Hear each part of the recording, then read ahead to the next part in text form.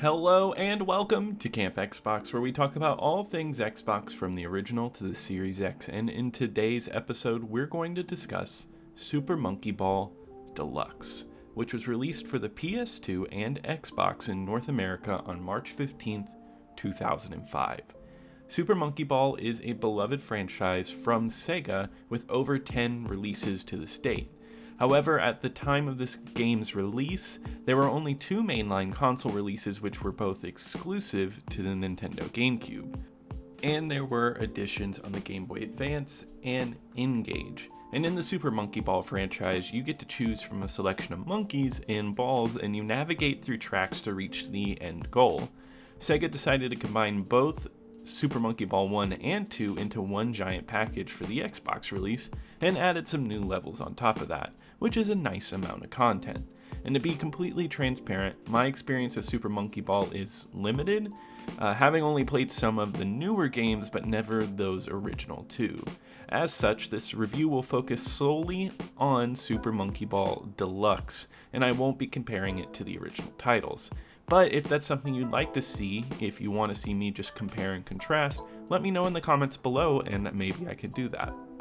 But Super Monkey Ball Deluxe was a game that I was eagerly anticipating because I had never played the original games. For those who were exclusively Xbox gamers in 2005, I'm sure it was a treat to finally have access to these games. So let's jump into this review of Super Monkey Ball Deluxe. In this game, players choose from a variety of game modes. The first mode I tried was the story mode, which consists of multiple sections with different levels that must be completed to progress. In between sections, there are cutscenes that advance the story as well. And while the story itself is not really remarkable, it fits well into the overall lighthearted and goofy tone that the game portrays. In this mode, players control one of four monkeys, Ai, Mimi, Baby, and Gon, who are on a mission to recover all of the stolen bananas from the villainous monkey, Dr. Bad-Boon. And the main draw of the story mode is completing all of the levels, which can be attempted an unlimited amount of times. Initially, the gameplay seems simple enough. You use your control stick to move the world instead of moving the character, so you're shifting things so the monkey ball can navigate to the final goal.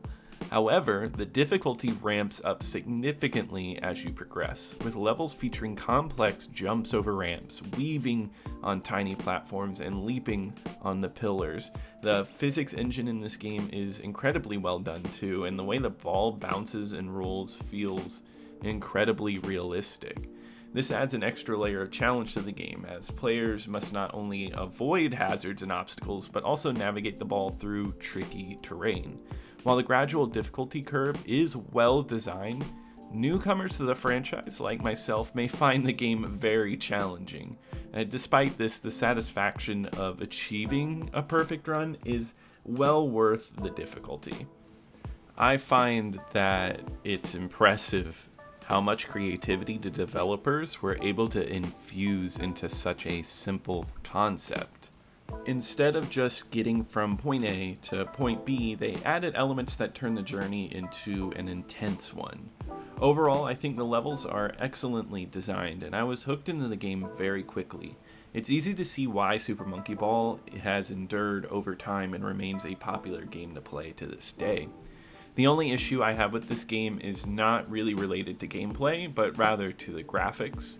While I think the simplistic look is great and the courses are fine, they don't really stand out. Additionally, the cutscenes are not well done and feel dated for a 2005 game. I would have really liked a nicer upgrade to these graphics since it had been a few years since those original two games had come out. I mean, this was the same year that the 360 was launching, and there's some Xbox games that were really pushing the boundaries at the time. But, like I said, the graphics don't affect gameplay, and honestly, they're not that bad. They just could be better. And speaking of the Xbox 360, just to let you know, this game is backwards compatible on the 360, so if you do own a copy but not an original Xbox, you can play it there. And so, moving away from story mode, there is challenge mode, which takes the game to a whole new level of difficulty. There are 3 sets of courses to complete, and you have a limited amount of lives to reach the end without losing all of your lives. And the story mode serves as a primer to explore the levels and learn the game mechanics so you can gain the skills to take on the challenge mode better. Even though I found this mode tough, I really enjoyed it, and I'm sure veterans will have it handled easily. The music in this mode is excellent and covers a wide range of genres. It's mostly bright and cheery, which matches the game's mood and look. However, I found the sound effects just a little annoying. For example, the time beeps down constantly for every second counted, and it gets really annoying really fast. It's something you have to block out of your mind.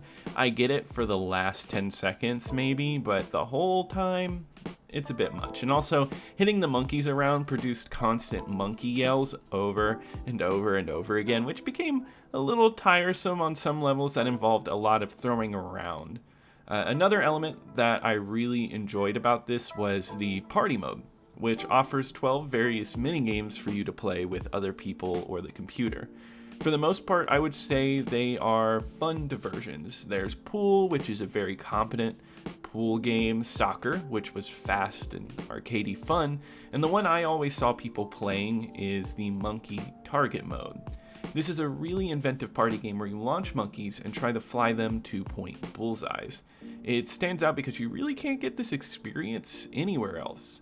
While games like bowling or tennis play well, I feel like I can also play those games elsewhere.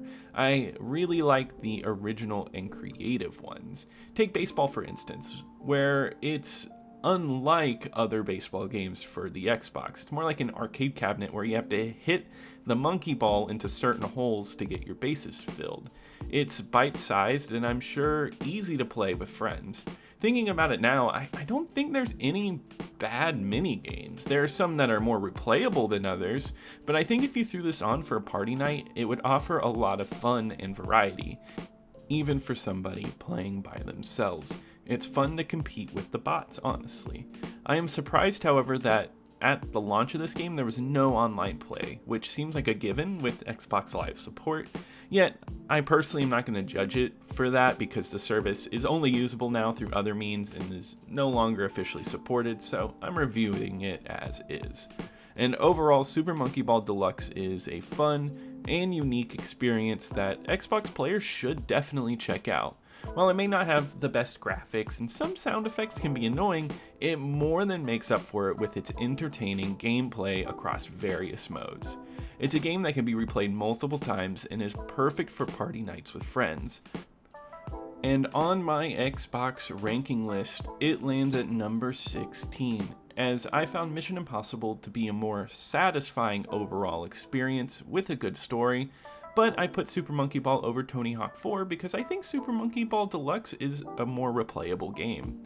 And that wraps it up for today. If you have any thoughts or opinions on this game, feel free to leave them in the comments below. I would love to hear from you.